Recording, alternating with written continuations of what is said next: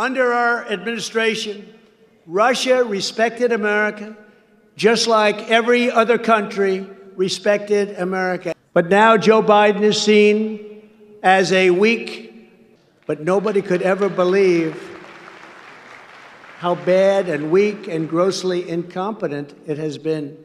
And when you have a weak president who is not respected by other nations, you have a very chaotic world. That was Donald Trump at CPAC talking about how weak Biden is against Russia and other foreign countries. Think about the exchange here. The merchant of death for a WNBA star who was picked up for marijuana. He left a Marine behind.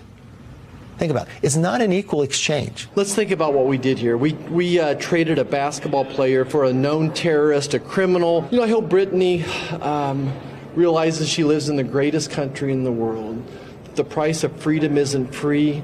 And I sure hope she'll stand for the national anthem now. Our president's so weak, he couldn't get, these two guys for this one terrorist, really. It's shameful. That was a montage of Republicans talking about how weak and ineffective Joe Biden was when he got Brittany Griner released from Russian prisons. Social media throughout the day, a number of Republicans sounded off on the prisoner swap. One Georgia congresswoman called for impeaching President Biden over the exchange. You won't be surprised who that was. Well, Pennsylvania Congressman Scott Perry referred to Griner as, quote, an American who smuggles drugs. Again, she was arrested with vape cartridges at the airport in Moscow. Former President Trump posted on his social media site that Griner hates America, called her release a stupid and unpatriotic embarrassment for the country, Joe. That was also in 2022 when Republicans and former President Trump were talking about impeaching Joe Biden and how he was ineffective on the world stage, involving people like Brittany Griner being released from Russian prisons.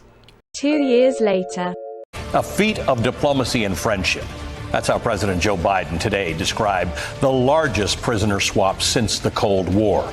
It was a massive effort, resulting in 4 U.S. residents, Wall Street Journal reporter Evan Gershkovich, Marine veteran Paul Whelan, the journalist Alsu Kuramasheva, and pro-democracy activist Vladimir Kara-Murza, finally heading home. I'm not going to get too deep into the weeds of the 48 laws of power, but Joe Biden was operating under a couple of them. But 2 of the ones I'm going to bring out when it comes to domestic politics and dealing with Donald Trump and MAGA and GOP is law number 3 and 4. Law number 3 and 4 is conceal your intentions. You can pause to read. And law number 4 is always say less than necessary.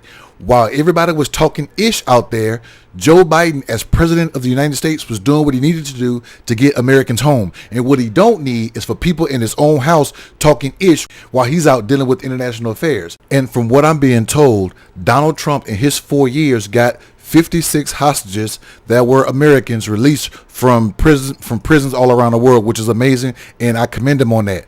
But in the same time span, Joe Biden has gotten 70.